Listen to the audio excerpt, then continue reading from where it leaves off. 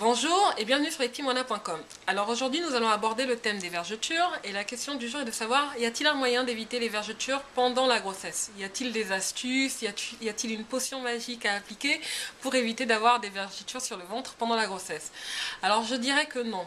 Je dirais que l'apparition des vergetures dépend de la nature de la peau et dépend également de son élasticité. Donc quand on a la peau qui craque, elle ne craque pas en surface, mais elle craque également en profondeur et que les crèmes ne sont pas assez fortes, assez riches ou puissantes pour pouvoir éviter cela. Donc je pense vraiment que ça dépend de la nature de la peau qu'on a, de sa capacité à supporter cette distension. Et pendant la grossesse, on sait que des fois il y a des poussées de croissance et notre ventre gagne énormément de volume en très peu de temps et c'est souvent dans ce genre de contexte-là que les vergetures apparaissent. Et des fois elles apparaissent même juste en fin de grossesse, mais même le dernier jour ou la dernière semaine, le dernier mois, alors que pendant tout le long, pendant tout notre ventre a grossi, il n'y avait absolument rien. Et un bon matin, on se réveille et les vergetures apparaissent. Je pense qu'il y a des personnes qui sont chanceuses et qui ont donc une peau qui est capable de supporter cette distension, et qu'il y en a d'autres qui ne le sont pas. Et donc beaucoup de personnes se badigeonnent de crèmes en tout genre, donc ça part du beurre de karité à l'huile d'amande et d'autres huiles.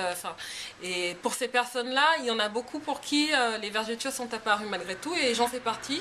Je me suis badigeonnée de beurre de karité, et j'ai même choisi un beurre de karité organique en me disant que parce qu'il était organique, il avait peut-être des vertus supplémentaires.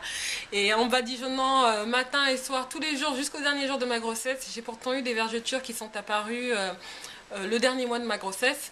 Et il y a également d'autres personnes pour qui c'est arrivé.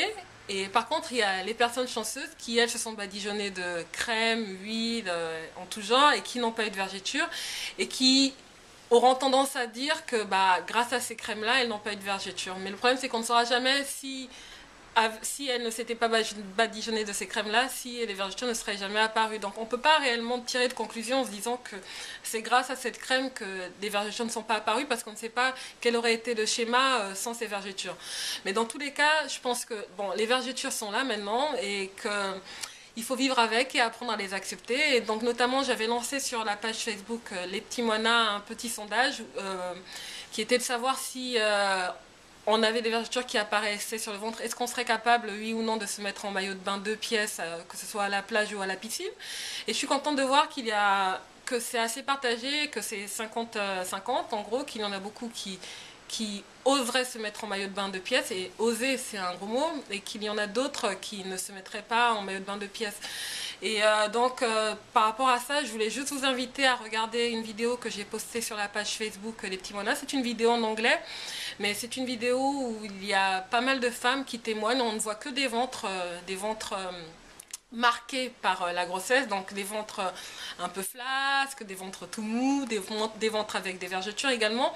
Mais ces femmes-là parlent de leur ventre, parlent de ces vergetures d'une manière tellement émouvante, en fait, en expliquant que finalement ces vergetures, c'est un peu notre histoire. C'est que notre corps a subi des transformations, et c'est parce qu'il est comme ça, en fait. Ce sont ces transformations-là qui nous ont permis d'avoir les petits-enfants, enfin, les bébés que nous avons, les enfants que nous avons aujourd'hui. Et donc que finalement, c'est un peu notre histoire, et que on l'aime, ou du moins on a appris à l'aimer et à vivre avec. Et donc je voulais vous inviter à la voir, et puis j'espère que ça vous aidera un peu, si vous avez eu des vergetures pendant votre grossesse, à vivre mieux avec ce ventre-là, ou à avoir un regard différent sur les ventres zébrés. Et pour ma part, j'ai répondu à ce sondage, et donc j'ai eu des vergetures, je l'ai très mal vécu au départ, et pourtant aujourd'hui c'est quelque chose que j'accepte à 100%. Je ne dis pas que je suis contente d'avoir eu des vergetures parce qu'au moins ça montre que j'ai eu des enfants, je dis juste que ce sont les transformations qui ont eu lieu sur mon corps, et que finalement c'est la vie, c'est comme ça. Et oui, aujourd'hui j'ai un ventre avec des vergetures, et alors c'est mon ventre, il est très bien, j'ai des enfants qui sont en parfaite santé, et donc finalement je ne m'empêche pas de vivre par rapport à ça.